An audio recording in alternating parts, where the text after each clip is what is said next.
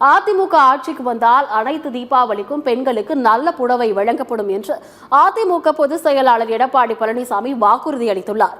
தஞ்சையில் நடைபெற்ற பரப்புரையில் பேசிய அவர், டெல்டா மாவட்டம் திமுகவின் கோட்டை அல்ல, அதிமுகவின் கோட்டை என்று தெரிவித்தார்.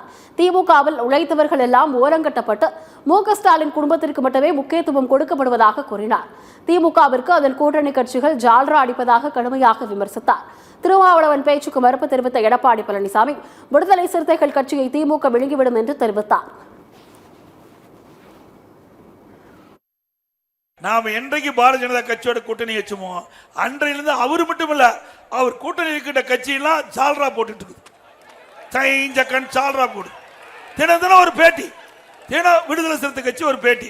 இன்னைக்கு பாத்தீங்கன்னா எடப்பாடி பழனிசாமி எங்களுக்கு துணை முதலமைச்சர் கொடுக்கறாரு, நிறைய சீட்டு தரனாரு. எங்கேயா சொன்னோம்? நீ எங்களை வச்சு அடையாளப்படுத்தாத.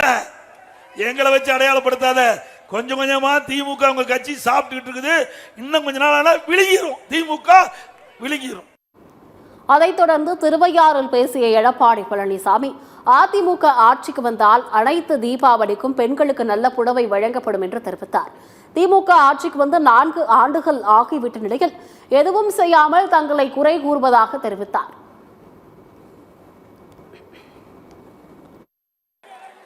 எப்பொழுதெல்லாம் இந்த கூட்டத்தின் வாயிலாக நான் தெரிவிக்கின்றேன், நம்முடைய சகோதரிகள், நம்முடைய தாய்மார்கள் எல்லா தீபாவளிக்கும் மகிழ்ச்சியோடு இருக்க என்பதற்காக அண்ணா திமுக ஆட்சி உங்களுடைய மகத்தான ஆதரவின் பேரில் மலர்ந்தவுடன் 2026ஆம் ஆண்டிலிருந்து எல்லா தாய்மார்களுக்கும் நல்ல புடவை கொடுக்கப்படும், சேலை வழங்கப்படும்.